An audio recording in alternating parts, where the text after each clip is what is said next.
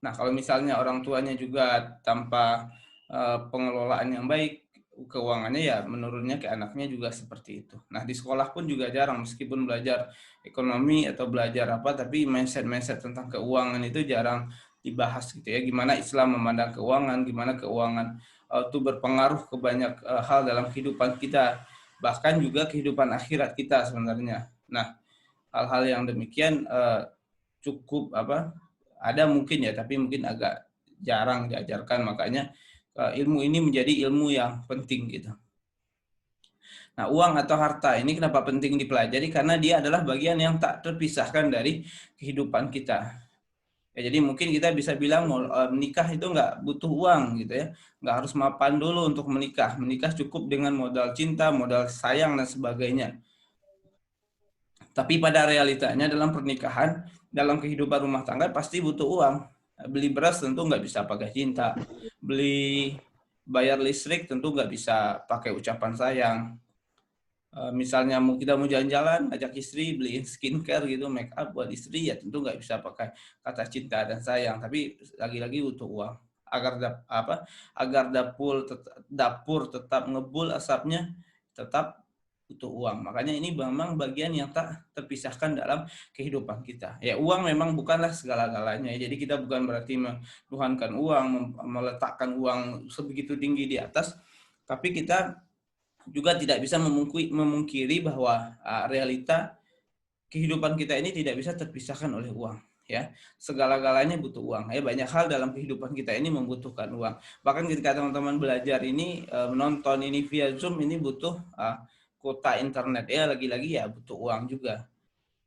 Nah, salah paham dalam memahami keuangan bisa berdampak buruk di masa depan, ya, bahkan di akhirat. Masa depan dampak buruknya gimana ya? Ya bisa banyak hutang, terus bisa dikejar-kejar debt collector, dikejar-kejar rentenir misalnya. Nah, kalau di akhirat gimana? Di akhirat ketika kita menggunakan uang yang jauh dari halal gitu ya, misalnya entah itu curian, penipuan, atau mungkin uang subhat, ya, atau juga uang dari transaksi-transaksi riba, yang mana tentunya itu dampaknya adalah ke akhirat, ya, tidak hanya di dunia saja, juga di akhirat kelak. Jadi memang keuangan ini, harta ini memang tidak bisa dipisahkan dalam kehidupan kita. Nah, permasalahan keuangan menjadi salah satu penyebab terbesar seseorang bercerai, ya. Jadi salah satu penyebab terbesar, ya, teman-teman bisa cek di Google apa penyebab terbesar orang bercerai, itu banyak, ya. Nah, diantaranya yang mungkin ini di 3 besar menjadi penyebab utama adalah karena uang. Ya, istri gugat cerai suaminya karena suaminya nggak ngasih nafkah misalnya. Istri gugat cerai suaminya karena mungkin suaminya nggak bisa memberikan nafkah yang mencukupi kebutuhan si istri dan sebagainya gitu ya. Nah, fondasi penting dalam memahami harta pribadi maupun keluarga. Yang pertama adalah kita harus memastikan kehalalannya. Ini yang paling penting. Ya, dalam surat Al-A'raf ayat 157 disampaikan oleh Allah Subhanahu wa taala, dan menghalalkan bagi mereka segala yang baik dan mengharamkan bagi mereka segala yang buruk, ya. Jadi memang kita harus memastikan mana aja yang halal. Ya, mulai dari hal yang paling sederhana sampai hal yang mungkin sangat rumit besar gitu ya. Mulai dari mungkin memastikan setiap kita belanja di warung itu terbayar dengan baik gitu. Kadang kan belanja di warung tetangga itu karena udah kenal, udah akrab, jadi agak ringan, enteng gitu ngutang gitu kan. Meskipun utangnya nggak terlalu besar. Ya, misalnya mbak-mbaknya datang ke warung mau beli rinso satu saset, ya harga 2.000, karena uang kecilnya nggak ada, terus bilang bayarnya besok gitu kan. Atau mungkin yang mas-masnya mau beli kopi satu saset ke warung tetangga, karena mungkin nggak ada uang kecil gitu, nggak megang uang kecil, bayarnya besok dijanjiin. Nah, sayangnya adalah ketika besok-besok itu lupa gitu ya. Apalagi ini sering juga terjadi bagi teman-teman yang mungkin kuliah atau sekolah. Di zaman kuliah atau sekolah kita mungkin sering gitu ya, jajan di kantin terus kita lupa bayar atau ngutang. Ya, ngutang terus nggak tercatat, terus tiba-tiba kita udah lulus aja dari kampus itu. Udah lulus dari sekolah itu dengan meninggalkan utang di tempat tersebut.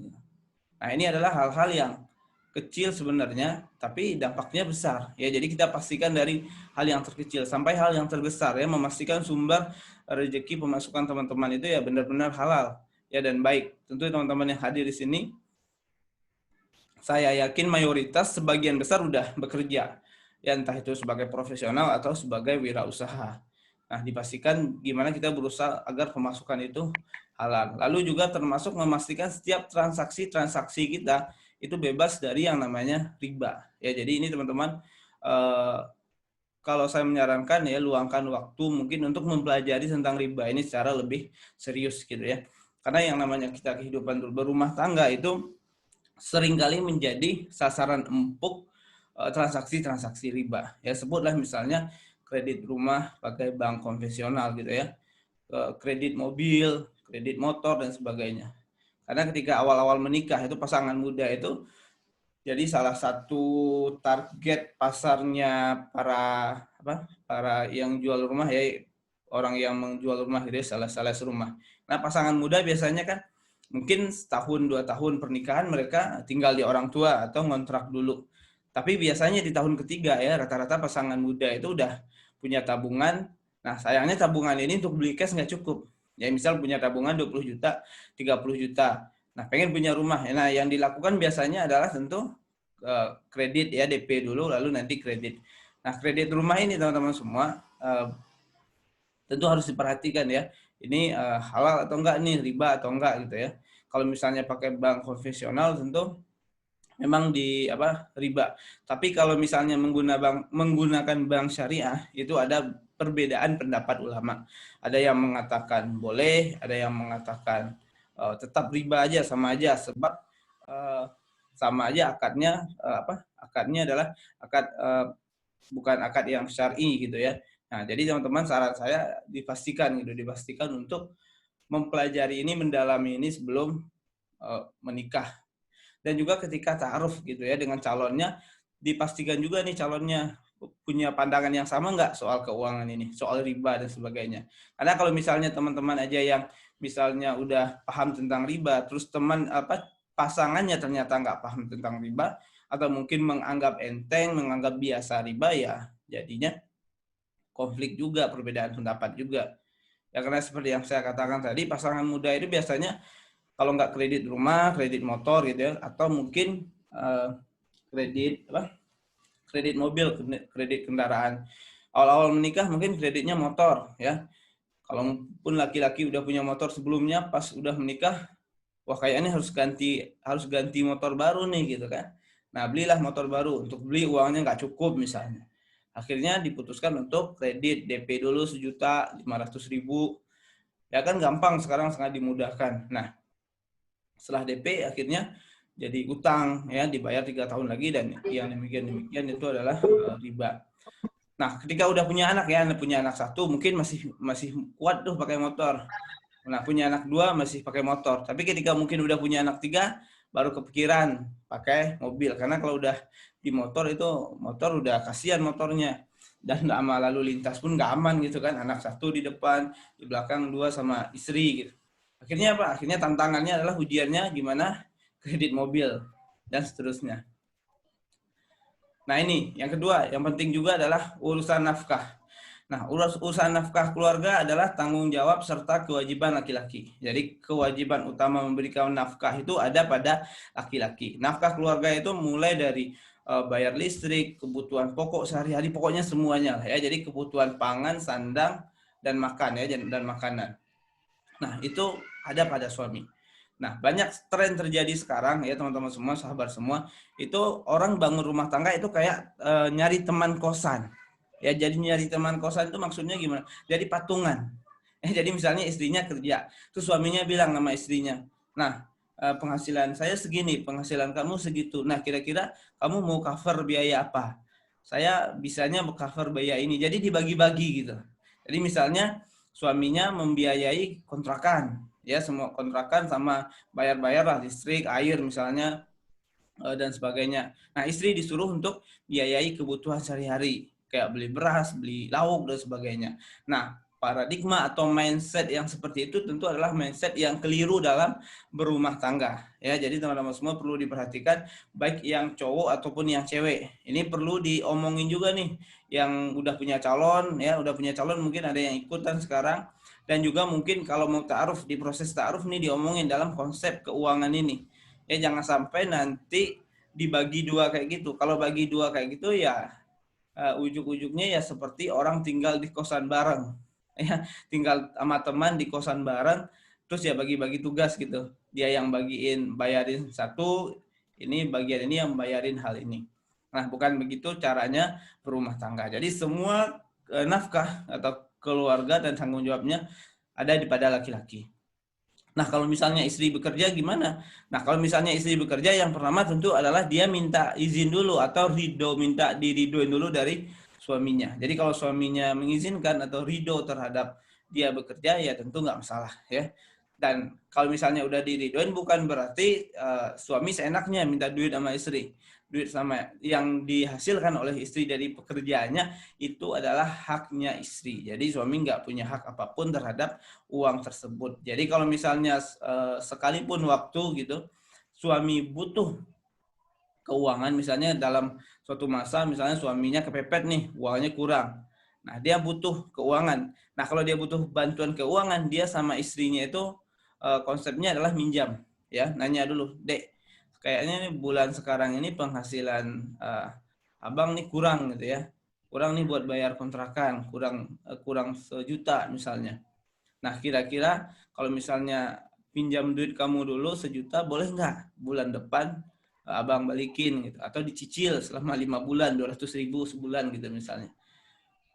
Nah, setelah suami minjam demikian, istri punya hak ya, punya hak untuk meminjamkan atau tidak meminjamkan. Jadi kalau misalnya istrinya mau minjamin ya bagus. Tapi kalau misalnya istrinya nggak mau minjamin, oh saya nggak mau minjamin lah karena duit saya penting, ada kebutuhan juga saya gitu, iya nggak masalah.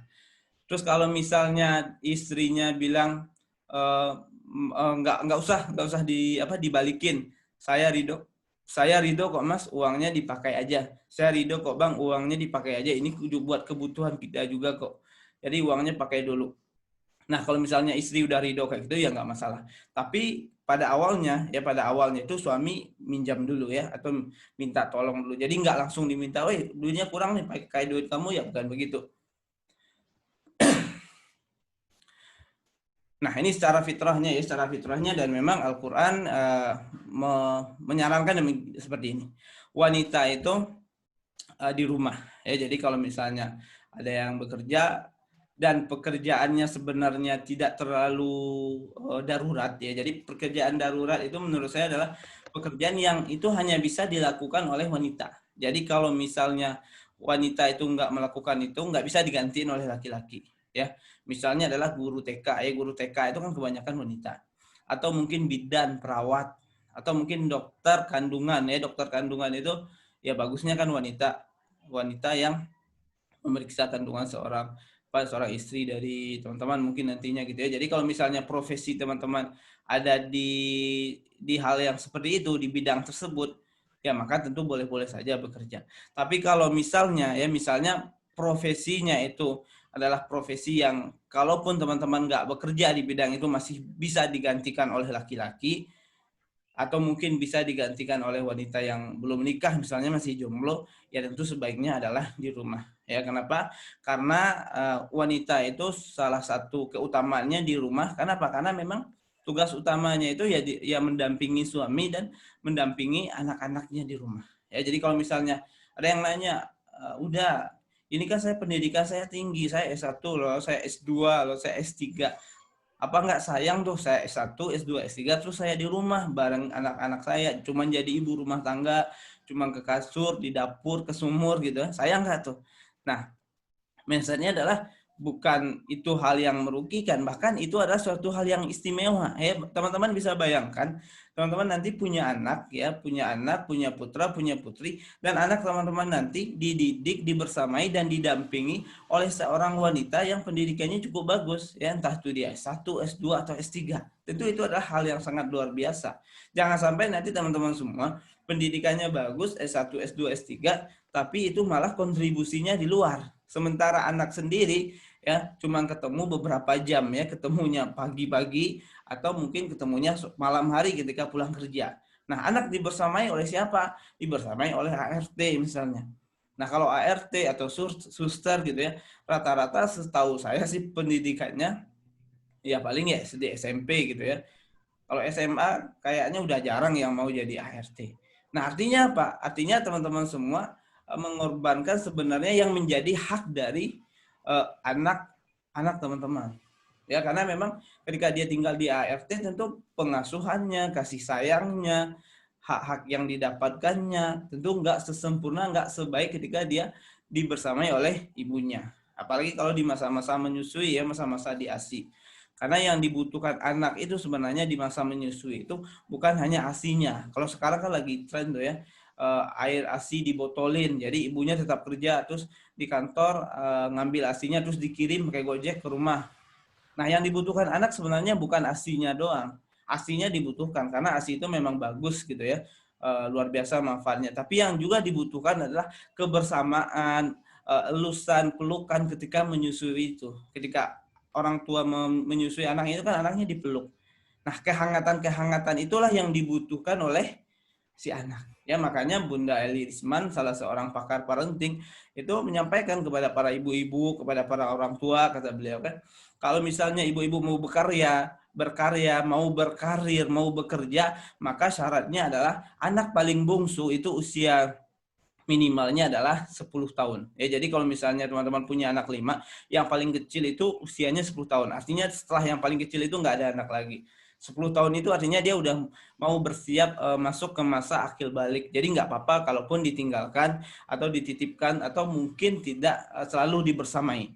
Tapi di usia-usia kritisnya, usia anak kritis usia 0 sampai 10 tahun ya, itu adalah masa-masa kritis anak yang memang sangat butuh pendampingan dari orang tuanya. Ya, makanya keutamaan wanita itu adalah di rumah. Ya, jadi untuk yang di luar cari nafkah itu adalah urusan dari seorang laki-laki.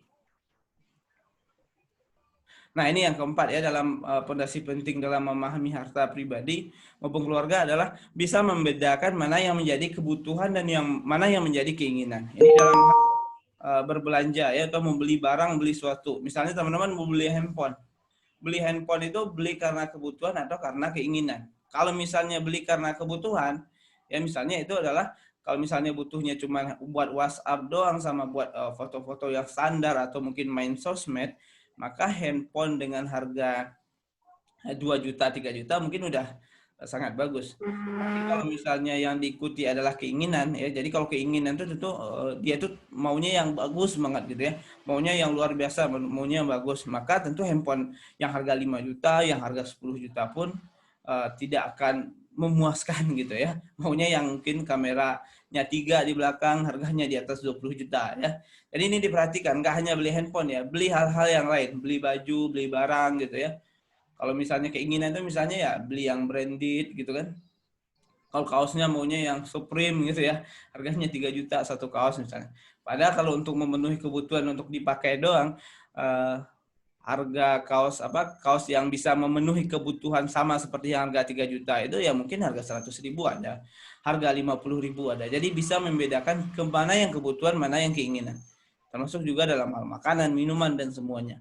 Banyak keuangan orang-orang atau anak muda ya jadi kacau berantakan gara-gara tidak bisa membedakan kebutuhan dan keinginan. Ya sekarang lagi ngetren namanya pinjol ya, pinjaman online itu ada di mana-mana. Syaratnya pun sangat mudah. Ya jadi cukup foto wajah sama KTP langsung cair uangnya dan itu tentunya adalah riba. Nah, banyak orang yang akhirnya ngutang ke sana, bahkan saya punya teman itu dia punya hutang di hampir semua pinjol. Ya jadi itu mengerikan sekali dan diteror terus ya, diteror terus sama yang punya pinjol. Yang diteror nggak hanya dia doang, tapi juga teman-teman yang ada di kontak handphonenya, di SMS-in. Ya disebutin namanya sebagai penjahat lah, pencuri lah, dan lain sebagainya. Nah, hal-hal kayak gini yang sebenarnya nggak perlu terjadi. Nah, tapi kenapa hal itu terjadi? Ya karena mungkin kebanyakan mengikuti keinginan, fokusnya di keinginan, bukan di kebutuhan.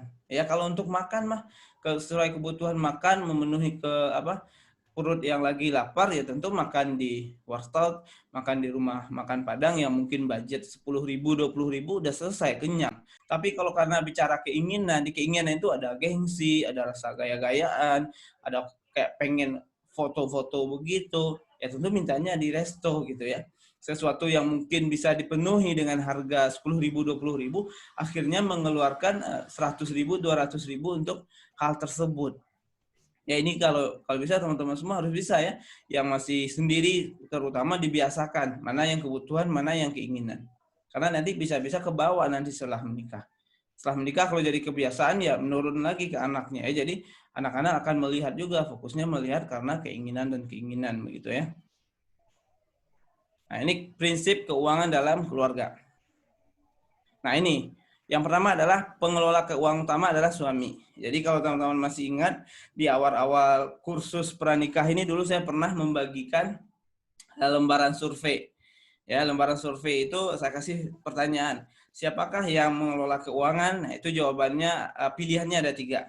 Yang pertama adalah suami, yang kedua adalah istri 100% mengelola, dan yang ketiga adalah disepakati. Nah, rata-rata sebagian besar teman-teman, ya mungkin lebih dari 70% itu menjawab bahwa yang mengelola keuangan itu adalah istri ya. Padahal dalam Islam sebenarnya harusnya adalah suami. Jadi suami memberikan nafkah itu sebagian nafkahnya kepada istri. Jadi suami nggak ngasih 100% ke istri. Jadi ketika terima gaji itu suami nggak bilang ke istrinya, wah istriku ini gajiku, pegang semua. Nggak kayak begitu ya. Kalau sekarang kan banyak yang begitu. Jadi 100% penghasilan dikasih ke suami, lalu suami itu minta jajan ke istrinya setiap pagi. Jadi anaknya minta jajan, suaminya juga minta jajan gitu.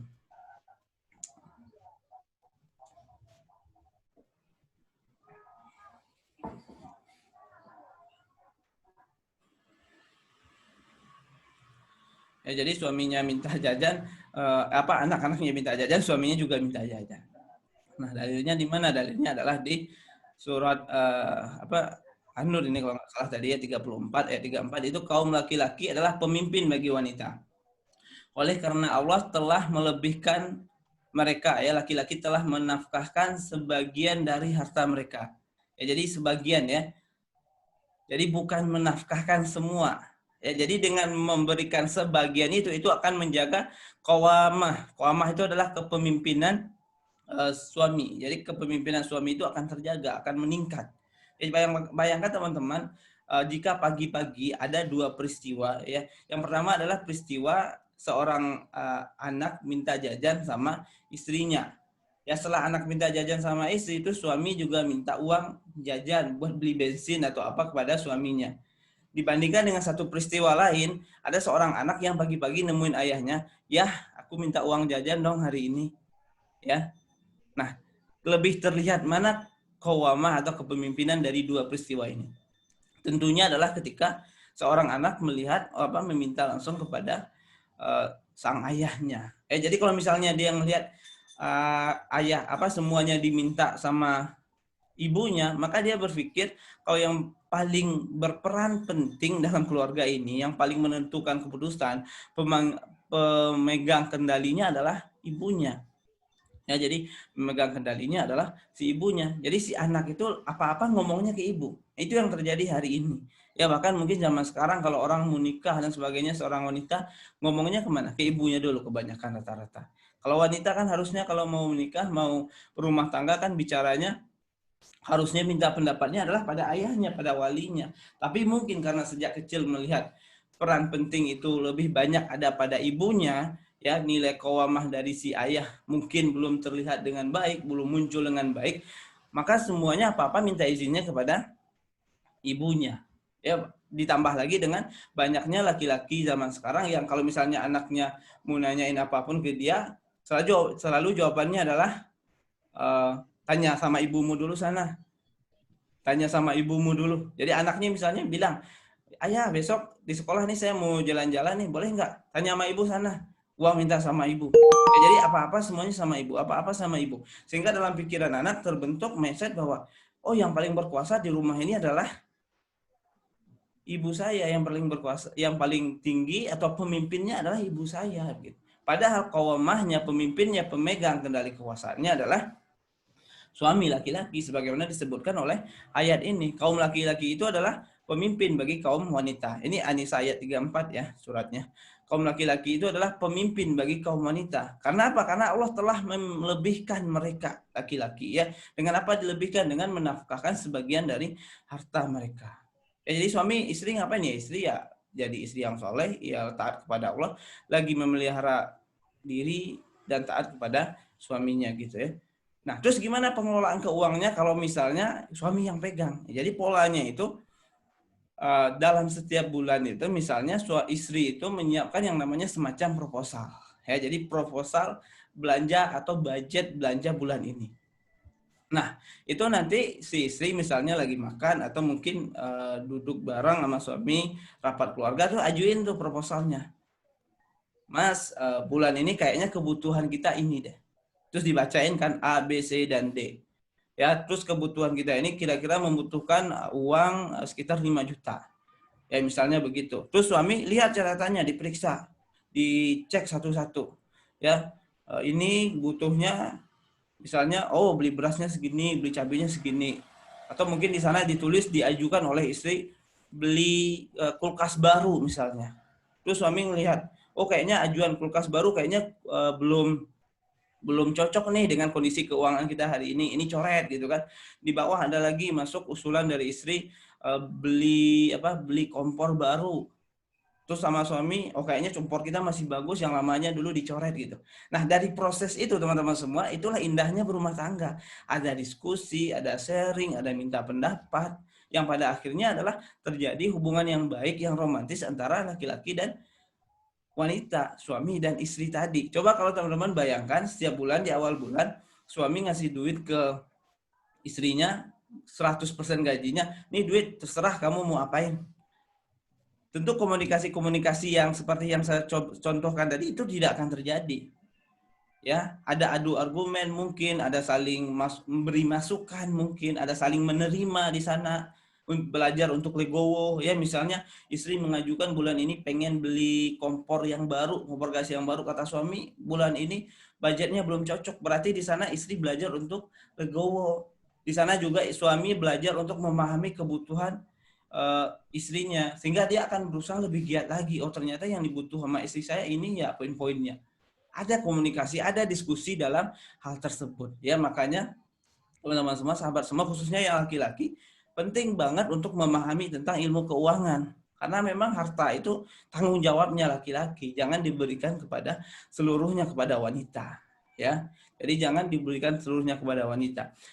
Guru saya ya Ustadz Adriano Rusfi, salah satu Ustadz di bidang pengasuhan atau parenting, beliau mengatakan bahwa kekuatan laki-laki itu ada di dompetnya, salah satunya. Ya, makanya ketika salah satu untuk meninggikan, menaikkan qawamah kepemimpinan suami atau ayah di depan anak-anaknya itu adalah dengan mengajarkan kepada anak kalau minta apa-apa itu kepada ayah. Ya misalnya ada mau jalan-jalan, ada uang kebutuhan apa-apa, terus dia minta kepada ayahnya. Nah, ketika proses dia meminta kepada ayahnya itu adalah proses di mana terjadi komunikasi dengan ayah. Ya misalnya sebutlah seorang anak ini dia SMP. Nah, di SMP itu dia butuh uang 500.000 buat jalan-jalan misalnya. Nah, dia minta sama ibunya awalnya. Kata ibunya adalah kalau masalah uang minta izin dulu sana, minta sama ayahmu. Terus dia temuin ayahnya. Ya dia minta sama ayahnya, ya saya mau jalan-jalan ini nih. Terus ayahnya tentu nanya kan jalan-jalannya kemana. Nah, di saat itulah sebenarnya masa-masa indahnya. Karena di sanalah kesempatan bagi ayah untuk membangun komunikasi dengan anak. Yang ngasih nasihat dan lain sebagainya. Yang membelai anaknya mungkin, meluk anaknya, kasih motivasi dan sebagainya. Nah, hal ini tentu akan tidak akan terjadi jika semuanya sudah istri yang nanggung. Ya makanya banyak kasus terjadi kurangnya interaksi antara ayah dan anak. Kurangnya kedekatan antara ayah dan anak, ya.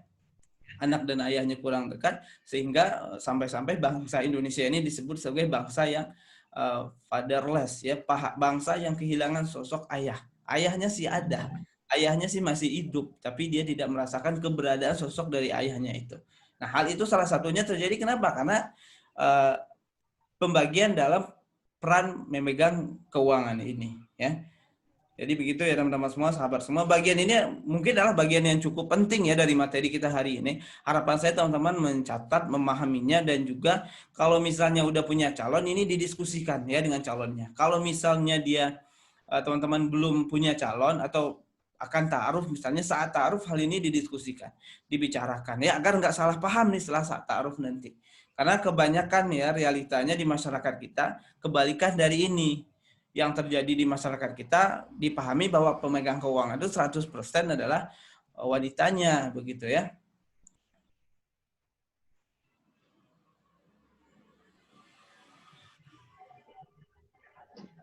Nah ini ilmu dasar keuangan pribadi ya. Nah ini yang akan kita pelajari juga hari ini. Yang pertama adalah manajemen hutang, dana darurat, investasi dan tabungan, apresiasi diri. Ya. Ini maksudnya apa? Ini adalah piramid ya, piramid prioritas dalam pengeluaran. Ya jadi kalau kita nyari duit, prioritasnya di pengeluarannya kayak gimana ya? Ini piramidnya. Piramid yang paling bawah, yang merah ini adalah yang paling darurat. Ya jadi ini artinya yang paling prioritas. Ya jadi ini paling penting untuk segera diselesaikan. Nah, manajemen hutang piutang. Jadi kalau teman-teman punya utang piutang, maka yang paling penting banget disegerakanlah ini. Nah, setelah hutang piutangnya selesai, baru masuk ke yang juga cukup penting ya. Ini bagian darurat juga, makanya warnanya kuning. Ini adalah dana darurat. Ya, nanti kita bahas di slide berikutnya detailnya. Setelah itu baru investasi dan tabungan. Baru yang paling atasnya adalah apresiasi diri ya. Jadi ini adalah bagian yang paling ujung gitu ya. Jadi jangan sampai kebalik ya, jangan sampai ini dulu yang dikerjain ya. Jangan sampai yang dikerjakan malah uangnya dimasukin untuk apresiasi diri dulu. Ya jadi kebanyakan orang kan kayak gini, dapat gaji pertama baru kerja, biasanya apa? Apresiasi diri, beli handphone bagus misalnya gitu kan. Beli HP bagus, beli motor bagus gitu ya. Padahal di sini utangnya masih ada. Dana daruratnya belum ada, tabungannya belum ada, tapi udah langsung ke sini. Ya, bahkan nggak sedikit juga yang sampai ngutang hanya untuk memenuhi sesuatu yang bersifat apresiasi diri. Apresiasi diri ini sifatnya adalah keinginan. Jadi kalau di materi awal-awal tadi saya sampaikan antara kebutuhan dan keinginan, bukan berarti kita nggak boleh memenuhi keinginan ya. Boleh kita memenuhi keinginan kita. Beli handphone yang bagus boleh nggak sih? Boleh, tapi ada syaratnya. Makan enak di suatu tempat, di suatu resto boleh nggak sih? Boleh, tapi ada syaratnya.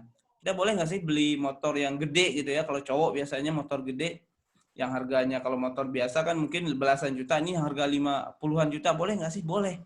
Tapi amankan dulu ini nih. Utang-utang piutangnya cek udah selesai belum? Dana daruratnya udah aman belum? Udah ada belum? Investasinya udah ada belum dan tabungan?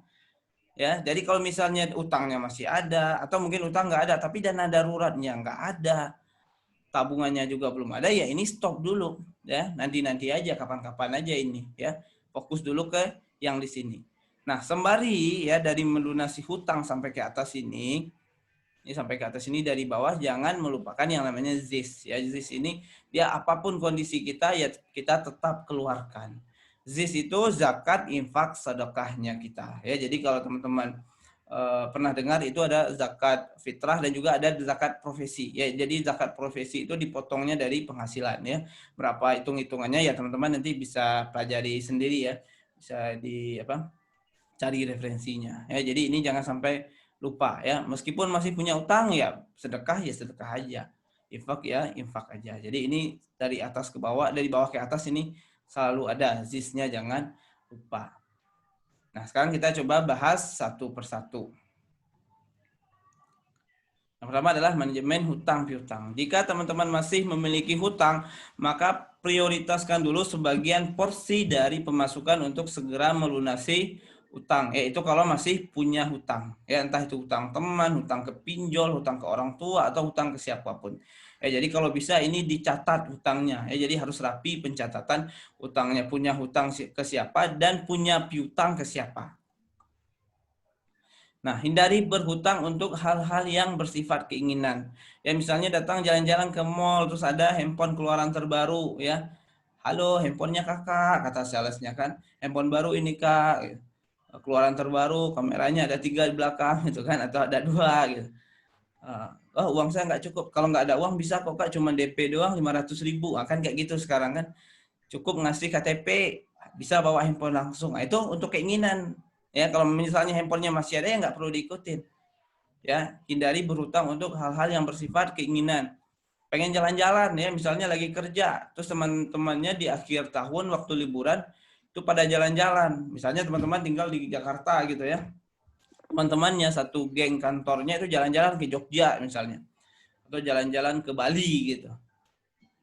Nah, karena pengen juga jalan-jalan, karena apa, kalau nggak jalan-jalan kayaknya gimana gitu ya, gengsi atau malu lah gitu sama teman-teman, sementara uangnya nggak ada, akhirnya berhutang. Itu jangan ya, itu nggak boleh ya, jangan berhutang untuk hal-hal yang bersifat keinginan. Kalaupun teman-teman harus berhutang, maka berhutanglah untuk hal-hal yang memang sifatnya darurat, ya sangat penting sekali.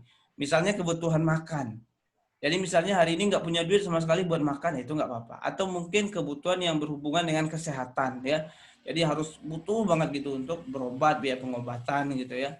Atau mungkin biaya perbaikan rumah, ada rumah yang genteng yang bocor, atap yang bocor, sumur yang rusak mungkin, sehingga itu emang kondisinya darurat banget baru berhutang. Tapi untuk keinginan ya sebaiknya jangan berhutang.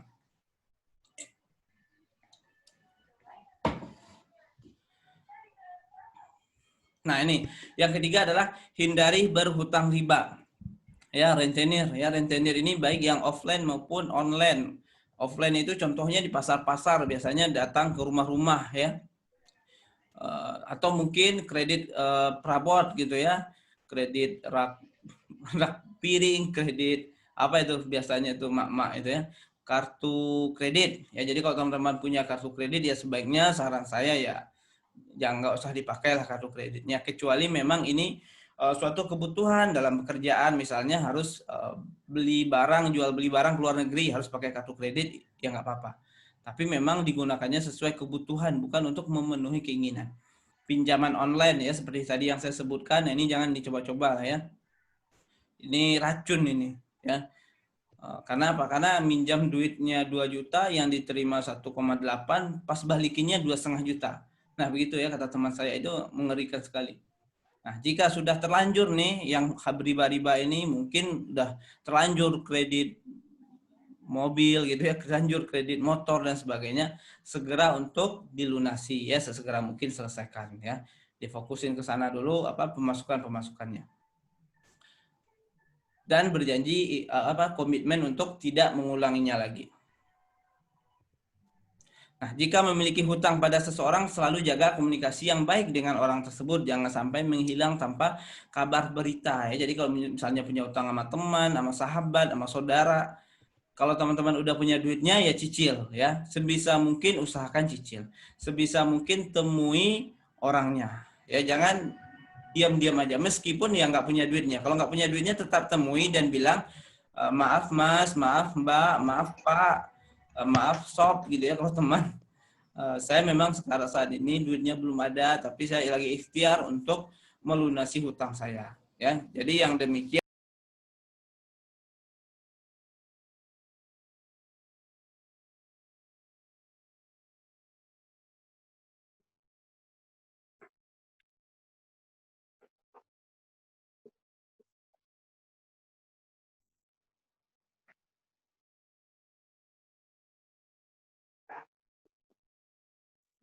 Hmm.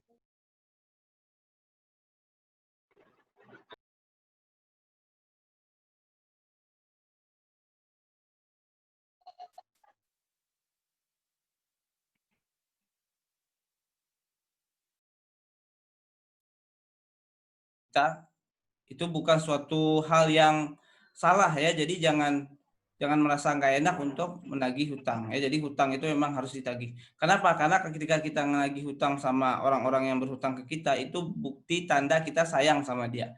Tanda kita peduli sama dia. Ya, buktinya kita mengingatkan dia akan kewajibannya. Ya, karena kalau misalnya kita malu atau nggak enak nagihnya, lebih baik diikhlaskan sekalian. Ya, jadi diikhlasin aja sekalian. Kalau misalnya nggak enak nagih utangnya juga nggak seberapa gitu ya.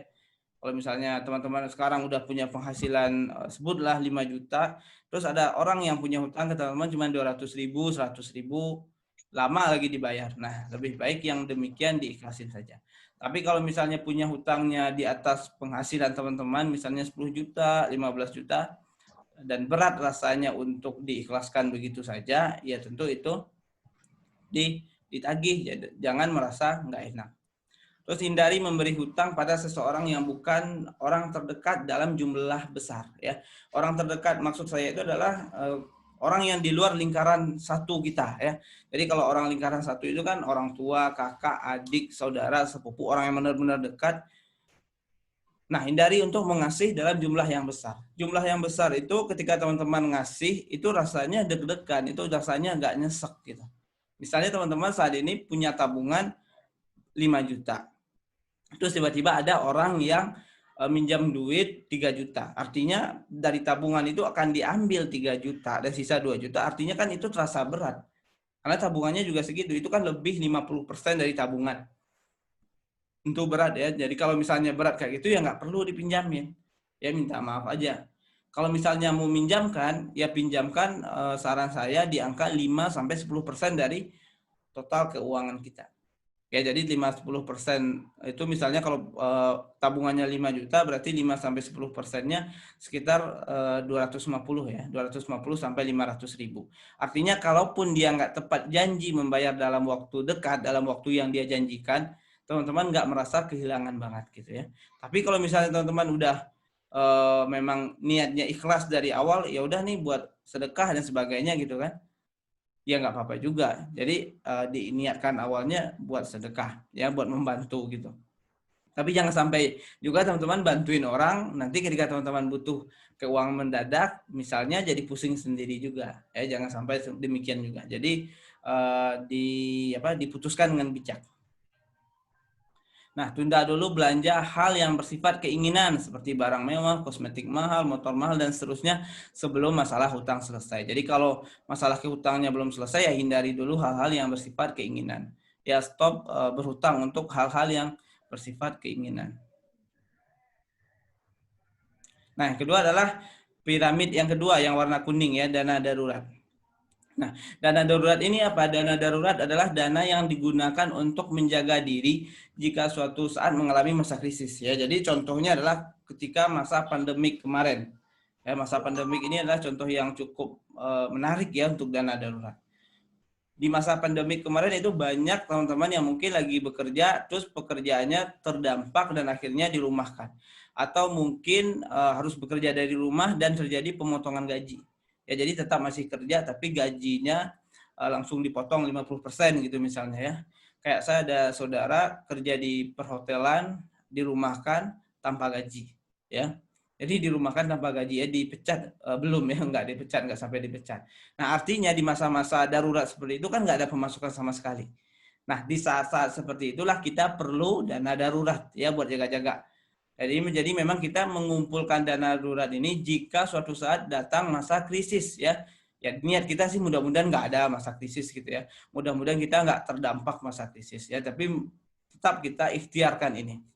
Ya kenapa? Karena ternyata Nabi Yusuf alaihissalam telah melakukannya ya zaman dulu kala ya, tersebut dalam Al-Qur'an ya. Kata beliau, kalian harus bercocok tanam dengan sungguh-sungguh selama 7 tahun berturut-turut.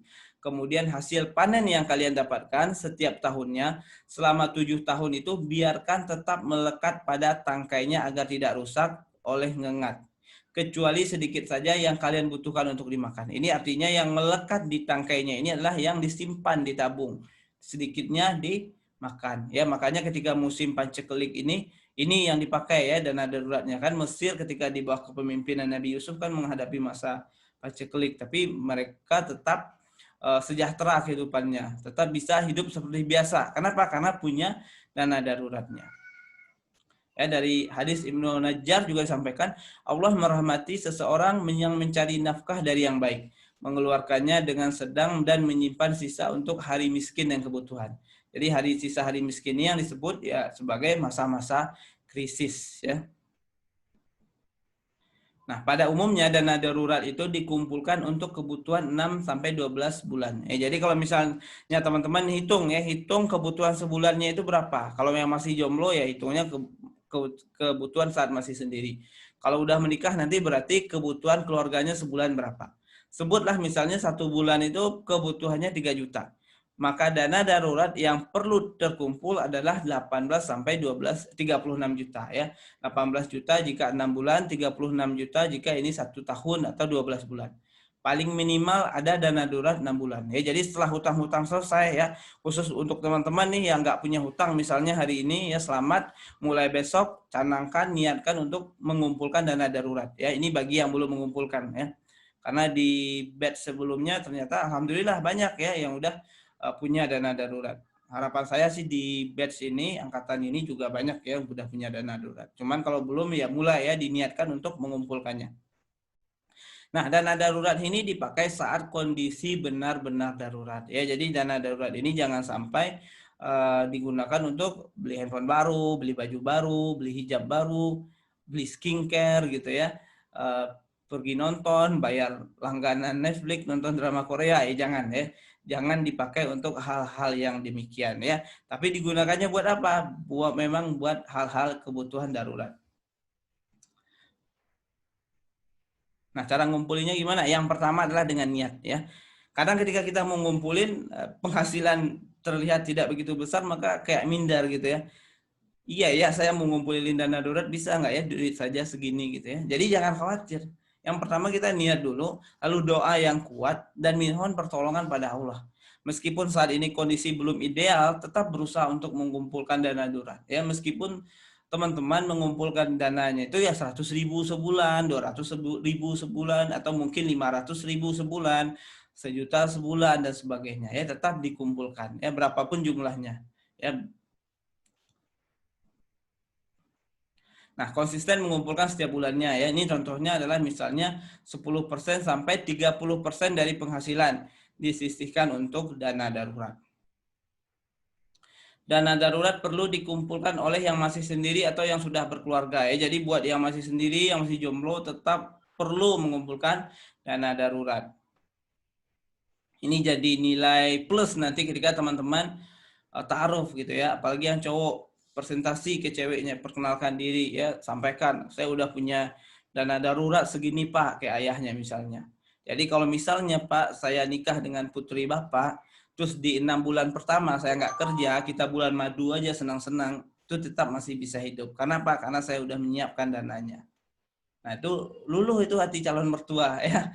Syarat tempat mengumpulkan dana darurat adalah yang mudah diambil jika tiba-tiba dibutuhkan secara mendadak ya. Jadi mengumpulkannya itu tempat yang mudah diambil ya. Dana darurat bisa dikumpulkan di rekening khusus, misalnya buat satu rekening khusus dibuat tanpa ATM dan tanpa m-banking. Agar apa? Agar kita manusia itu kan mudah tergoda ya. Jadi kalau misalnya yang bagus pengendalian dirinya ya alhamdulillah ya nggak perlu pakai kayak gini. Tapi kalau misalnya merasa sulit untuk mengendalikan diri, maka saran saya adalah dibuat tanpa ATM dan tanpa m-banking ya. Jadi agar jangan mudah kegoda. Kalau misalnya pakai ATM terus jalan-jalan ke mall, melihat ada boneka lucu, ada dana darurat, pakai dulu lah 50.000 gitu kan. Memang mungkin di awalnya pakai dulunya sedikit ya, tapi lama-lama kalau misalnya dibiarkan bisa jadi banyak kepakainya. Ya, akhirnya bisa jadi habis tuh dananya. Jika di bank ya usahakan banknya syariah ya, teman-teman bisa pelajari bank syariah. Nah, dana darurat juga bisa dikumpulkan dalam bentuk logam mulia ya. Jadi teman-teman bisa beli emas logam mulia. Belinya kalau saran saya minimal yang 3 sampai 5 gram ya. Jangan beli yang kecil-kecil ya, 1 gram ya jangan gitu ya. Lebih baik dikumpulkan dulu uangnya, nanti kalau udah nyampe uangnya itu untuk beli 3 gram baru beli. Apalagi sekarang banyak tuh yang kecil banget gitu ya, 0, sekian gram ya. Saran saya sih jangan. Karena beli yang demikian itu jatuhnya mahal dan jadinya ya tentu mengurangi keuangan ya, jadi rugi gitu ya. Misalnya teman-teman beli yang 0,1 gram, harga 0,1 gram itu kalau nggak salah 100.000 apa 110. Kalau misalnya 0,1 gram kali 10 ya, belinya 10 kali, kan jadi jatuh harganya 1.100.000. Nah kalau beli langsung yang 1 gram ya, yang 1 gram itu sekitar 800-an. Artinya apa? Artinya teman-teman hemat kan, 200.000 itu bisa tuh diambil buat apa? Buat sedekah gitu ya. Nah, lebih baik dikumpulin dulu duitnya, misalnya selama setahun gitu, sama 6 bulan atau berapa, nanti baru dibeliin emas. Kalau saran saya sih minimal pecahan terkecilnya 3 sampai 5 gram ya. Ini minimal terkecilnya, jangan sampai terlalu kecil ya. 1 gram pun sebenarnya saya nggak menyarankan gitu ya. Dan sangat disarankan lagi membeli produk Antam ya. Jadi ini saya bukan promoin Antam, saya nggak ada hubungan apa-apa dengan Antam. Cuma saya lihat Antam ini sudah tersertifikasi baik nasional maupun internasional. Sarannya gini. Tapi kalau misalnya teman-teman mau beli tempat lain ya sah-sah saja. Nah, karena apa? Karena saya pernah baca kasus, nemuin orang yang punya kasus beli emasnya itu emas yang bersifat yang hanya bisa dijual di tempat itu saja. Jadi ketika dia belinya itu di suatu daerah, terus dia pindah ke daerah lain, nah tempat daerah lain ini nggak nerima daerah apa emas yang itu, emas batangan gitu ya. Nah kalau kayak ini kan jadinya repot, apalagi emasnya dalam jumlah yang banyak, ya 20 gram, 10 gram gitu. Jadi bingung jualnya, mau cari yang tempat beli dulu lagi ya susah lagi gitu kan. Makanya cari ya tempat yang relatif lebih aman ya. Kalau yang saya lihat sih saat ini Antam gitu ya. Nah, jika dana darurat belum terkumpul, fokus dulu untuk mengumpulkan dana darurat sebelum yang lainnya. Jadi kalau misalnya dana darurat ini teman-teman belum ada, yang singkirkan dulu niat untuk beli handphone baru, untuk beli baju baru, motor baru gitu ya. Fokus dulu ke sini. Perlu diingat dan dicatat jika dana darurat yang sudah terkumpul melewati batas hisap ya. Jadi batas hisap itu kalau nggak salah 85 gram. Kalau udah senilai itu maka dia terkena kewajiban zakat. Jadi jangan lupa mengeluarkan zakatnya. Nah, bagi teman-teman yang masih sendiri jomblo, dana darurat ini nanti juga bisa digunakan untuk modal nikah ya. Modal nikah itu bukan modal resepsi ya, tapi modal untuk menghidupi kehidupan setelah pernikahan gitu ya. Jadi kan banyak orang yang menganggap bahwa yang disebut modal nikah itu modal untuk resepsi penggunaannya, padahal enggak. Modal nikah ya modal untuk biaya hidup setelah nikah nanti, mensupport kehidupan setelah nikah, gimana agar kehidupan setelah nikah itu nyaman gitu ya. Sama halnya juga dengan pernikahan impian ya. Ini banyak yang salah paham juga. Orang memikirkan pernikahan impian itu adalah hari resepsinya itu, pestanya itu, padahal pernikahan impian itu yang seharusnya disebut pernikahan impian adalah kehidupan panjang setelah akad nikah, bukan 1 hari di resepsinya. Kalau yang disebut pernikahan impian itu pas resepsi, maka itu bukan pernikahan impian, melainkan adalah resepsi impian gitu ya. Nah, ini baru terakhir ya, teman-teman. Bukan terakhir, maksudnya di piramid yang warna hijau di atas lagi. Setelah dana daruratnya beres ya, oke, boleh masuk tahap selanjutnya, yaitu adalah mulai menabung ya dan berinvestasi. Menabung dan investasi untuk berbagai tujuan ya, seperti beli rumah, beli kendaraan, bangun yayasan sosial, haji dan umroh, dana pendidikan anak, dana pensiun. Ini banyak ya, jadi bisa dipersiapkan nih kalau udah punya anak ya. Dana pensiun ini artinya nantinya adalah untuk kehidupan di masa tua, kebutuhan di masa tua. Nah, nanti ketika teman-teman udah pensiun usia 50-60 tahun itu dananya dari mana gitu ya. Nah, ini dipersiapkan dari sekarang ya. Dana pensiun, dana pendidikan anak ya, ini dihitung-hitung. Ini biaya anak berapa nih? SD-nya berapa, TK-nya berapa. Ini kalau ngitungin ini teman-teman nanti ya nantilah ya setelah nikah. Kalau masih jomblo ngitungin ini jadi makin pusing. Ya jodoh aja belum ketemu tapi udah mikirin dana pendidikan anak ya. Apalagi kalau milihnya di pendidikan yang berkelas gitu ya, yang swasta ya harganya selangit gitu. Tapi kalau di negeri sih gratis semua ya. Di fase ini juga tetap jaga diri dan jaga keuangan agar tetap fokus pada pemenuhan kebutuhan dulu. Tahan diri ya untuk memenuhi keinginan. Nah, tabungan bisa dalam bentuk cicil beli tanah. Ini gaya-gaya dia saya tulis di sini nih gaya-gaya kakek nenek kita dulu ya, zaman dulu. Nabung itu dalam beli tanah, nabung logam mulia, atau mungkin beli kambing gitu ya, sapi, kolam. Kalau misalnya ada kesempatan belajar bisnis, buka bisnis misalnya. Tapi belajar dulu ya kalau buka bisnis, jangan langsung pakai duit yang banyak gitu ya untuk bisnis.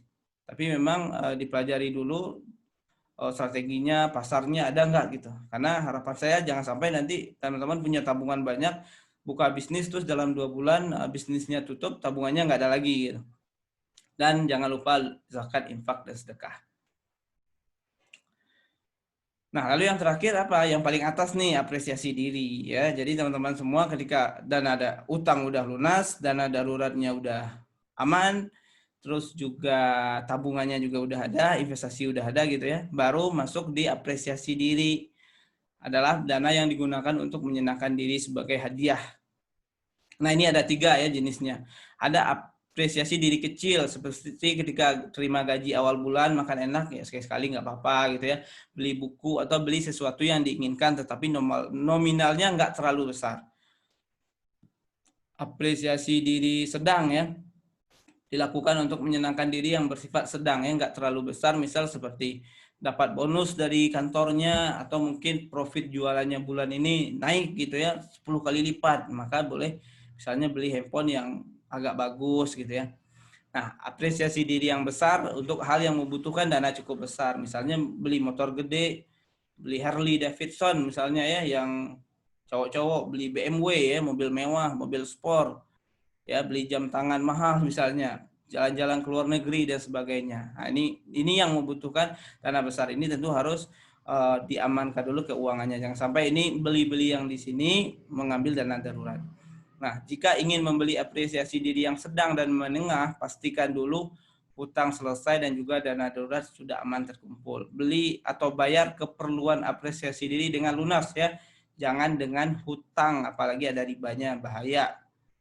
Yang ketiga, apresiasi diri kecil bisa dilakukan misalnya setiap bulan ya, karena tentu mungkin kita nggak ini juga, jangan sampai membuat diri jadi kayak di penjara juga, terlalu pelit gitu. Tetap kita boleh menyenangkan diri sendiri ya, tapi sekali-sekali ya, jadi jangan berlebih-lebihan. Nah, ini pos-pos pengeluaran ya, contohnya teman-teman semua, ini versi saya aja. Ada pos zakat, pos zis ya, kasih orang tua, bayar hutang jika masih ada hutang, atau kalau nggak ada hutang lagi masuk dana darurat, kebutuhan sehari-hari, investasi, tabungan, belajar, dan apresiasi diri. Nah, teman-teman bisa buat budget plan-nya ya. Kalau yang mungkin belum punya budget plan, bisa buat ya. Bisa buat manual ya di Excel ya, tulis pemasukannya berapa, apa aja, pengeluarannya apa, pos-pos pengeluarannya, konsumsi. Ini saran saya dicatat semua. Jadi teman-teman bisa melihat kebutuhan sebulan itu sebenarnya berapa sih kita. Ya, bahkan kalau yang mungkin kerja itu sampai kayak biaya parkir itu perlu dimasukin ya. Jadi ketahuan nanti biaya parkir sebulan itu berapa gitu. Karena kalau dihitung-hitung biaya parkir kan lumayan juga tuh, misal sehari 10.000 aja gitu, sebulan 300.000. Jadi itu masuk terlihat nanti budgetnya berapa gitu dibudgetkan. Ini kalau misalnya yang dari keuangan ya atau anak ekonomi ya bisa lah bikin kayak gini. Atau mungkin teman-teman yang jago Excel ya bisa buat. Nah, terus ada lagi kalau misalnya yang menggunakan aplikasi, nah, cari di Google ya. Karena banyak banget, kemarin saya cek di Google banyak, kalau saya sih pakai yang dari Play Store ada. Saya yang pakai yang premium itu bayar 50.000 sekali aja. Ini kalau teman-teman mau nyari lagi nih, cari di Google ya, banyak pilihan, ada yang gratis, ada yang bayar gitu. Yang bayar pun bayarnya nggak terlalu mahal ya, paling ya sekitar 50 ribuan gitu sebulan ya. Nah, mungkin itu aja teman-teman semua, sahabat semua materinya. Selanjutnya adalah sesi diskusi, sesi tanya jawab ya. Jadi silakan bagi teman-teman yang mau bertanya, mau sharing, boleh ya. Sampai jam 9:30 ya, 9:30 boleh ya, 9:30 atau lebih sedikit lah.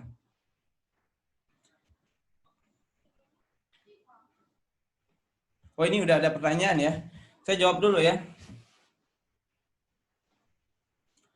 Izin bertanya, investasi seperti apa yang diperbolehkan dalam Islam? Apakah hutang untuk suatu usaha itu boleh? Jadi kalau hutang untuk usaha ya, kalau untuk mengembangkan usaha boleh ya. Ini saya dari sisi yang orang yang usaha juga ya. Jadi kalau misalnya kita mau mengembangkan usaha, kalau bukan hutang ya, tepatnya adalah ngajak investor untuk investasi di usaha kita. Untuk mengembangkan ya, artinya ini usaha udah tumbuh, udah jalan, udah ada customernya, udah mulai jualan gitu, itu boleh. Dan sifatnya adalah investor. Ya, investor itu cari orang yang duitnya banyak. Jadi kalau misalnya dia punya tabungan 3 miliar di bank, itu banyak orang Indonesia, pengusaha-pengusaha Indonesia ratusan juta. Nah, kalau bagi dia invest 20 sebulan itu ringan, 20 juta misalnya sebulan itu hal yang ringan. Jangan sampai nanti teman-teman buka usaha, ngutangnya dalam rangka untuk membuka usaha. Saya tidak menyarankan ya utang untuk membuka usaha. Ya karena baru buka kan belum jelas, itu jangan utang dulu ya. Banyak cara ya teman-teman bisa lakukan, bisa buka usaha tanpa utang ya. Karena kalau utang dulu, kecuali kalau misalnya udah tahu ya, udah tahu pasarnya, udah tahu nih strateginya kayak gimana ya nggak apa-apa. Kalau misalnya mau buka dari awal ya pakai modal sendiri. Dan hindari ngutangnya ke teman ya, yang kita tahu teman itu duitnya juga nggak terlalu banyak. Karena kalau misalnya ke teman, yang kita ngutang ke teman atau sebutlah ya, teman itu diajak investasi di usaha kita, kalau misalnya duitnya nggak kembali, dianya jadi ribut. Kenapa? Karena memang duitnya segitu-segitu juga, nggak terlalu banyak gitu. Makanya kalau mau nyari modal ya ke investor, ke orang yang memang punya duit banyak ya. Pengusaha-pengusaha di Indonesia banyak. Caranya gimana biar ketemu orang-orang kayak gitu ya, teman-teman gabung di komunitas usaha ya. Misalnya HIPMI di Indonesia, ada Himpunan Pengusaha Muslim Indonesia, ada TDA misalnya, ya bangun jaringan lah ya, kenalan.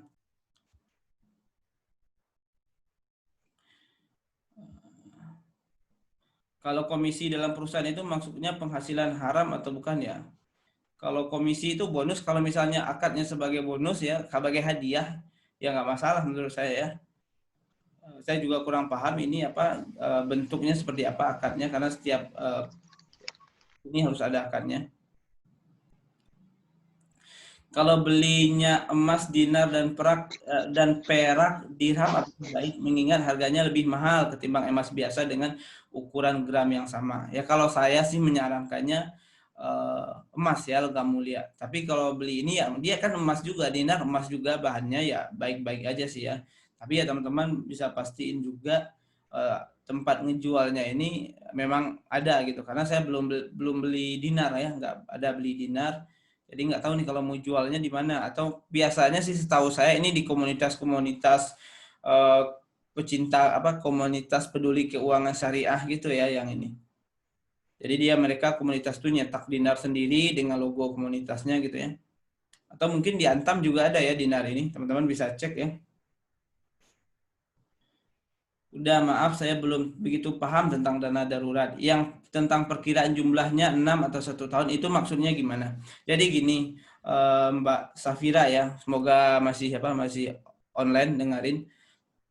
Jadi maksudnya itu 6 bulan. Nah, jadi kalau misalnya Mbak punya kebutuhan sebulan 3 juta ya. Jadi pertama-tama sebelum memutuskan dana darurat tentu dihitung dulu kebutuhan sebulannya berapa. Ya, kebutuhan sebulannya berapa? Tahunya kita kebutuhan sebulan itu dari budget plan ya, budget plan yang dicatat. Nah, kalau misalnya kebutuhan sebulan kita adalah 3 juta, maka dana darurat yang perlu kita kumpulkan 6 bulan itu berarti 3 kali 6. 3 kali 6 berarti adalah 18 juta. Atau 1 tahun, 3 kali 12 ya. Jadi, kalau seandainya ada masa krisis ya, misalnya kena PHK dan sebagainya, Mbak masih punya pegangan uang untuk hidup dulu selama 6 bulan ya, untuk biaya hidup selama 6 bulan sebelum nanti dapat pekerjaan lagi ya. Jadi maksudnya demikian ya. Mudah-mudahan paham ya.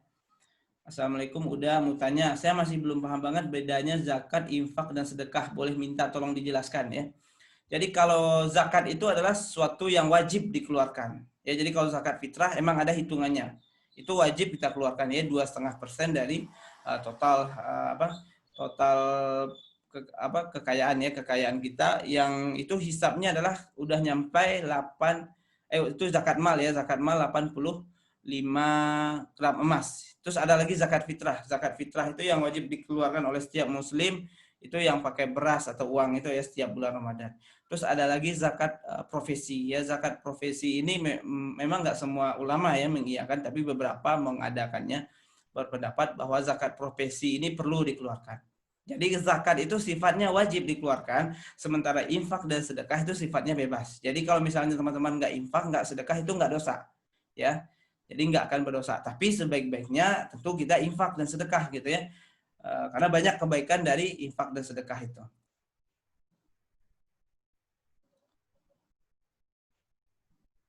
Oh ini Mbak Safira nanya lagi, ralat 6 bulan atau 1 tahun. Itu maksudnya kurang lebih gini. Jadi dana darurat itu boleh dikumpulkan 6 bulan atau boleh 1 tahun. Ya, jadi tapi paling minimal punya target ngumpulinnya untuk 6 bulan gitu ya. Udah Agus, izin bertanya, saya bekerja di perusahaan IT yang membangun aplikasi tentang proses pengadaan barang. Klien yang ditangani beberapa adalah perbankan. Apakah penghasilan gaji yang saya dapatkan haram karena proyek-proyek yang ditangani adalah klien yang perbankan gitu ya. Nah, kalau ini kan tidak bersentuhan langsung dengan apa? Dengan ribanya ya. Jadi sama halnya kayak kita jual nasi Padang. Misalnya saya jual nasi Padang, terus karyawan bank makan di nasi Padang saya. Itu tentu tidak serta merta membuat nasi Padang ini jadi haram gitu ya. Jadi begitu ya Mas Abdurrahman, semoga semoga tidak puas dengan jawaban saya dan mencari lagi ke tempat lain gitu ya. Tapi sepemahaman saya sih begitu. Tapi kalau ya bahkan kalau misalnya teman-teman kerja di bank tapi tidak terlibat langsung dalam transaksinya sebenarnya nggak masalah. Misalnya satpamnya, OB-nya, office boy-nya gitu ya. Karena yang minta pertanggungjawabkan itu adalah orang yang memberikan riba, saksinya, saksi itu artinya yang mencatatnya dan orang yang meminjam ribanya.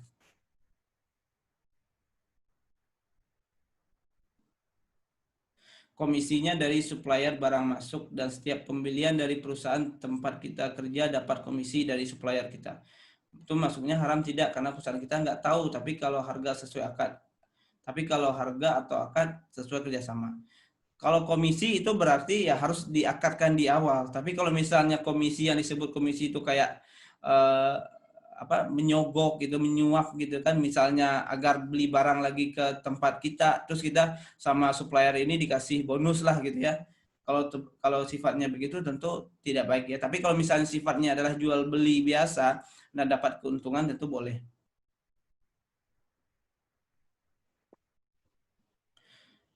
Boleh tidak dana daruratnya disimpan atau dibelikan emas di Pegadaian? Kalau saran saya sih nyimpannya di rumah aja gitu ya. Karena kalau teman-teman nyimpan dana darurat, nyimpan emas di Pegadaian, itu teman-teman kan cuma pegang kertasnya sebenarnya ya. Kalau saya sih nggak terlalu menyarankan ya, lebih baik mungkin beli berangkas atau apa gitu ya. Atau kalau orang-orang tua zaman dulu kan di kotak kongguan ya, di kaleng kongguan nyimpan emasnya, masukin tanah gitu ya, atau taruh di dapur gitu ya, sehingga orang nggak ngira ada emas di dalam itu gitu. Tapi kalau misalnya mau disimpan di sana ya silakan aja sih ya. Tapi kalau bagi saya sih punya kita ya taruhnya di rumah lah gitu ya. Assalamualaikum Uda, bagaimana pendapat Uda tentang menabung mengikuti program dari bank seperti Tapenas atau deposito? Kalau di bank saran saya pilih yang syariah ya, jadi di bank syariah. Karena kalau bank syariah itu meskipun masih ada perbedaan pendapat ulama, tapi di bank syariah itu masih diawasi oleh Dewan Syariah Nasional ya. Jadi di sana tentu ada ulama-ulama juga, orang-orang yang paham Islam juga, yang bagus keagamaannya, kiai juga di sana ya. Jadi tentu nggak mungkin juga para kiai, para asatidz itu mereka membiarkan kalau memang di sana banyak keburukannya gitu ya. Mungkin 100% terlalu baik, terlalu syariah mungkin enggak, tapi itu adalah ikhtiar umat Islam ya untuk bisa membumikan kehidupan syariah sebagai dari ikhtiar. Jadi kalau teman-teman mau nabung di Tapenas atau deposito jika di syariah ya saya sarankan ya silakan.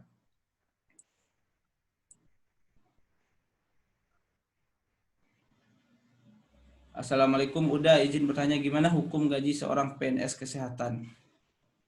Waalaikumsalam. Ya mungkin sama ya kayak PNS biasa ya karena dia digaji kan karena bekerja ya oleh negara.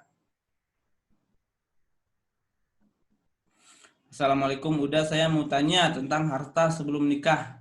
Apa perlu diceritakan atau gimana? Ya, Waalaikumsalam. Sebenarnya sih kalau hutang ya, hutang sebelum nikah itu perlu diceritakan, disampaikan. Misalnya nih wanita punya hutang sebelum nikah sampaikan ke calonnya, atau suami punya hutang sebelum nikah sampaikan ke calon istrinya.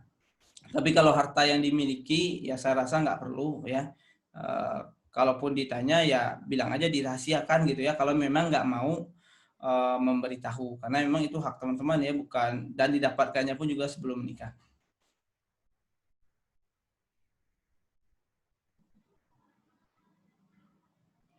Assalamualaikum, udah saya sebelumnya kerja di perusahaan riba dan tiap bulan saya mendapatkan komisi dari perjanjian riba. Saat ini saya sudah resign. Bagaimana dengan penghasilan saya dari pekerjaan tersebut? Ya, jadi kalau misalnya dulu udah melakukan itu berarti itu kan jatuhnya kan khilaf. Sekarang ya udah hijrah, alhamdulillah.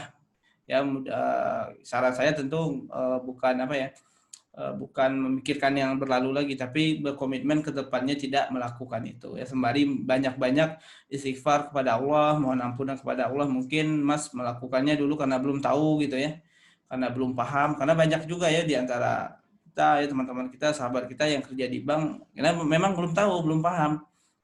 Jadi sekarang udah paham ya, alhamdulillah gitu. Ini pertanyaan tadi ya, untuk hasil dari BPJS Ketenagakerjaan masuknya riba atau bukan ya. Jadi kalau misalnya teman-teman bekerja di BPJS itu sebagai karyawan ya, ada yang dikerjakan ya, ya menurut saya tidak riba ya, karena sebagai biasa aja. Saya nggak tahu BPJS ini kayaknya kemarin pernah ada isu-isu fatwa apa gitu ya dari ulama. Tapi kalau bekerja di sana ya tentu tidak masalah, karena bekerja di sana kan ada hal yang dikerjakan dan dibayarnya kan berdasarkan sesuatu hal yang dikerjakan itu, kerjaan tersebut, bayar jasanya. Silakan teman-teman kalau masih ada lagi pertanyaannya atau mungkin ada yang belum terjawab, boleh diingatkan saya. Ya, masih ada waktu kita 14 menit lagi. Atau mungkin kalau ada teman-teman mau sharing gitu ya, mau sharing juga boleh ya. Mau nambah-nambahin, ada yang punya pengalaman, punya ilmu juga, ada mungkin dari ekonomi misalnya di sini, ya silakan aja, kita terbuka sama-sama belajar, saling belajar.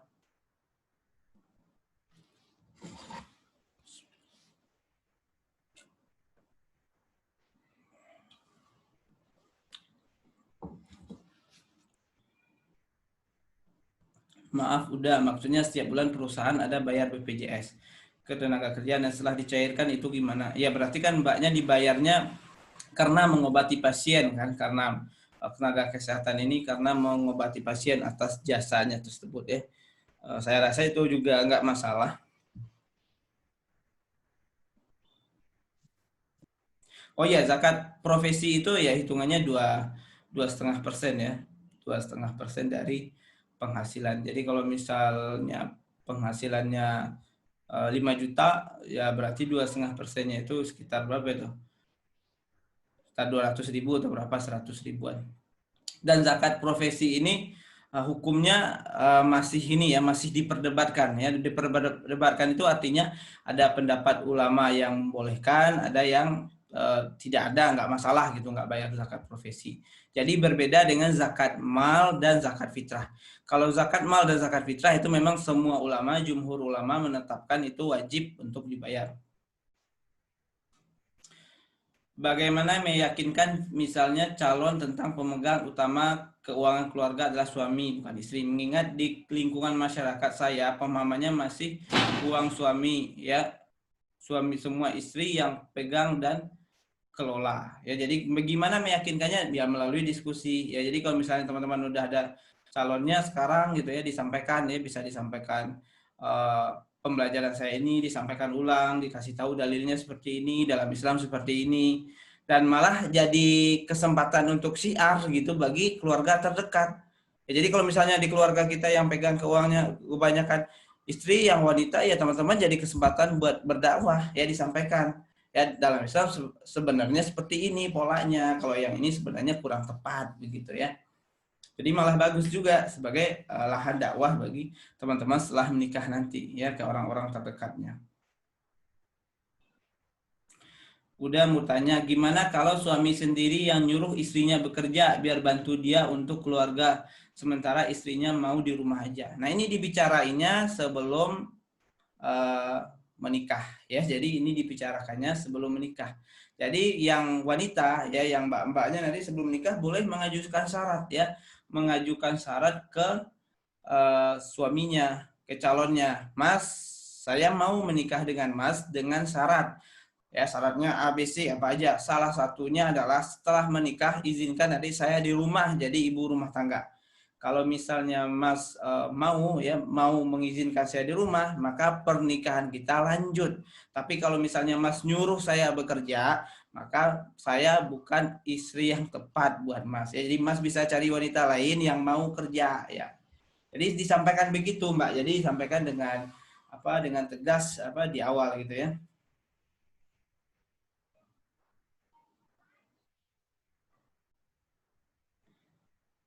Itu ya Mbak, siapa tadi Mbak Tika ya, semoga mendengarkan jawabannya. Bagaimana hukumnya membayar pajak ya? Pajak ya harus dibayar ya sebagai kewajiban kita bernegara berbangsa. Jadi bagi teman-teman yang mungkin saat ini punya MPWP, itu biasanya ada pajaknya ya. Ada yang kalau bekerja sih dibayarin oleh kantornya ya, langsung potong gaji biasanya. Kalau yang bangun usaha ya bayar sendiri ya. MPWP-nya adalah MPWP bisnis gitu. Kalau kayak saya sebagai yang berkarya itu dari royalti dari buku karena saya nulis kan, jadi potong pajaknya itu dari penerbit. Jadi langsung penerbit yang ngeluarin, yang bayarin ke perpajakan. Ya, Assalamualaikum, udah mau tanya soal asuransi kesehatan dalam Islam itu gimana hukumnya? Karena di negara saya tinggal, asuransi kesehatan itu wajib setiap bulannya. Jika tidak, justru akan mendapatkan denda dan itu menjadi salah satu syarat wajib tinggal untuk memperpanjang visa izin tinggal. Ya, jadi asuransi itu dalam Islam juga terjadi ikhtilaf ulama. Ya, ada yang membolehkan, ada yang tidak. BPJS pun sebenarnya kan asuransi dan masih banyak ya, masih simpang siur gitu ya. Banyak juga ulama yang membolehkan asuransi, mengadakan asuransi. Meskipun ada juga yang bilang ya udah sedekah aja asuransinya gitu.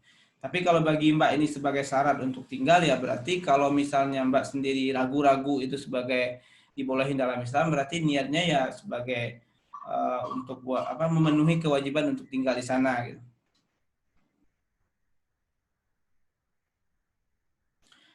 Izin bertanya, udah dalam sistem koperasi di kantor saya bekerja, setiap peminjam dana dikenai angka persentasi tambahan atau biaya administrasi, apakah itu termasuk riba? Ya, jadi kalau misalnya minjam duit itu ada kelebihan dana, ya ya harusnya riba ya, masuk riba.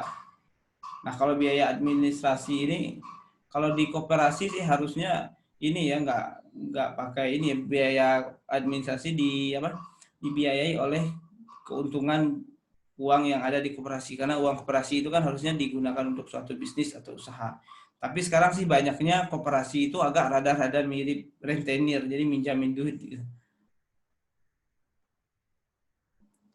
Izin bertanya, bagaimana hukumnya ketika sudah menikah, tetapi sebagai perempuan saya akan lanjut kuliah lagi, tetapi orang tua ingin membiayai kuliah saya, sedangkan tanggung jawab saya kan sudah beralih ke suami. Nah, kalau misalnya suaminya ridho di Mbak kuliah lagi, terus orang tua juga mau biayain ya nggak masalah, bagus gitu ya. Ini sebenarnya malah menguntungkan suami karena tanggung jawab suami yang harus membiayai kuliah dibantu sama orang tua. Tapi kalau misalnya apa suaminya nggak ridho, belum menikah ya bisa jadi syarat. Nanti terakhir saya akan bagiin ya, tontonkan satu video ya menarik itu tentang proses khitbah, bagaimana wanita itu mengajukan syarat kepada calonnya, kepada laki-laki. Assalamualaikum, udah saya mau tanya. Alhamdulillah saat ini saya sudah punya rumah, tapi rumah tersebut saya masih cicil per bulan dari bank dan sudah berjalan hampir 2 tahun dan banknya pun bukan bank syariah. Bagaimana itu udah hukumnya dan mohon masukan dan sarannya. Ya, Waalaikumsalam, karena ini udah terlanjur ya. Ya, saran saya sih disegerakan untuk menyelesaikan, atau mungkin kalau ada pilihan bisa memilih ya dipindahkan ke bank syariah ya. Tapi kalau nggak bisa ya banyak-banyak mohon pertolongan kepada Allah Subhanahu wa taala bisa menyelesaikannya segera. Ya misalnya dikasih rezeki sama Allah untuk bisa melunasi langsung gitu ya. Jadi nggak harus beberapa tahun dicicil gitu. Izin bertanya, udah bagaimana mengatur keuangan apabila nanti setelah menikah masih tinggal di rumah mertua ya. Nah, ini juga di sebelum menikah juga perlu dibicarakan saat ta'aruf itu. Nanti setelah menikah mau tinggal di mana. Jadi wanita juga boleh mengajukan syarat. Tapi kalau misalnya udah sama-sama sepakat, udah sama-sama setuju untuk menikah untuk tinggal bersama mertua, maka pemegang keuangan ya tetap si laki-laki, si suami ya, suami yang megang keuangannya.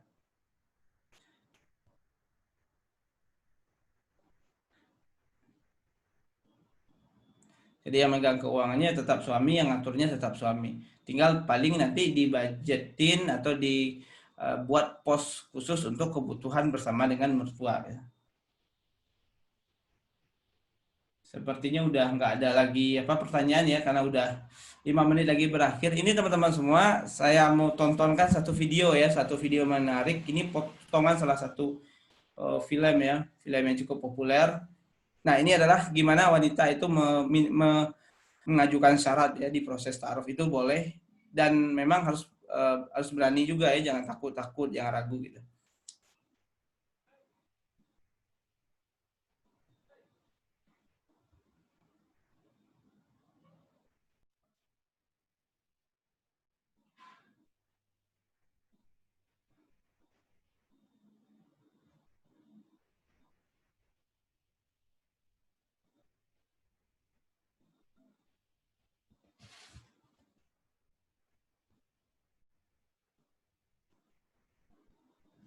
Semua sudah sepakat untuk menuju ke jenjang pernikahan seperti yang disunahkan Rasulullah Muhammad SAW.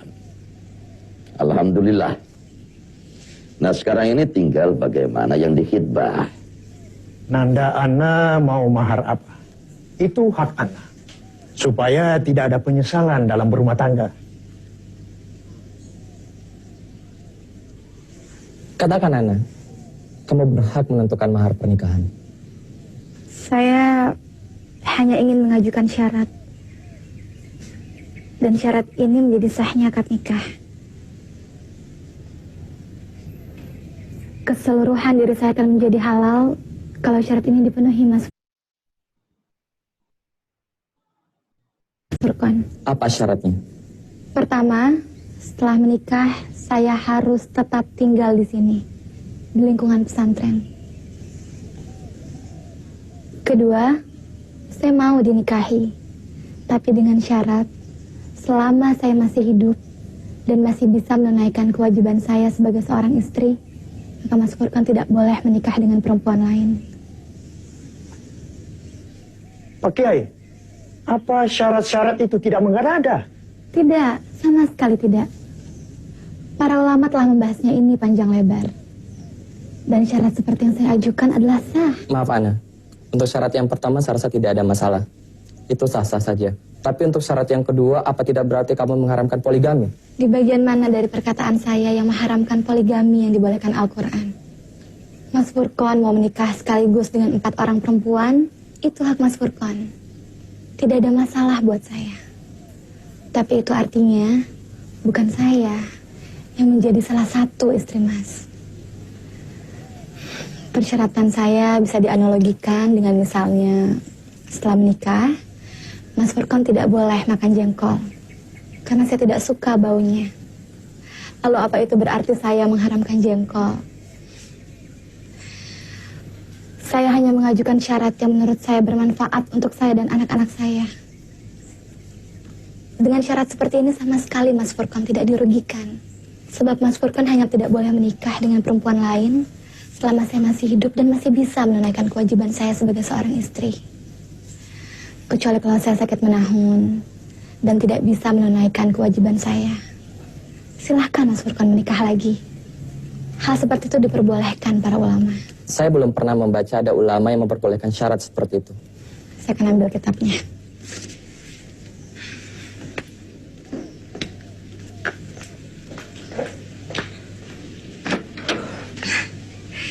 Silahkan diminum, Pak. Silahkan, Pak. Kuenya juga dicicipi. Kue-kue ini khusus loh, cuma ada di Seraten. Silahkan, Pak. Makasih. Iya, terima kasih. Saya senang ada keterbukaan seperti ini. Ini juz 7 dari kitab Al-Mughni karya Ibnu Qudamah. Silakan baca halaman 93.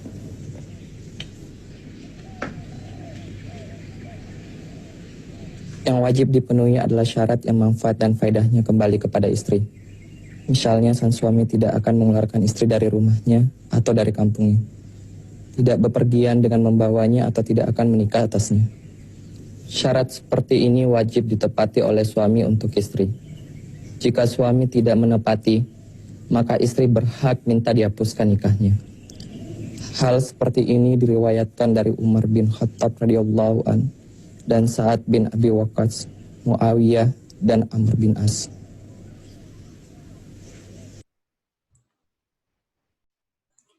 Ya, begitu ya teman-teman semua. Jadi buat yang apa?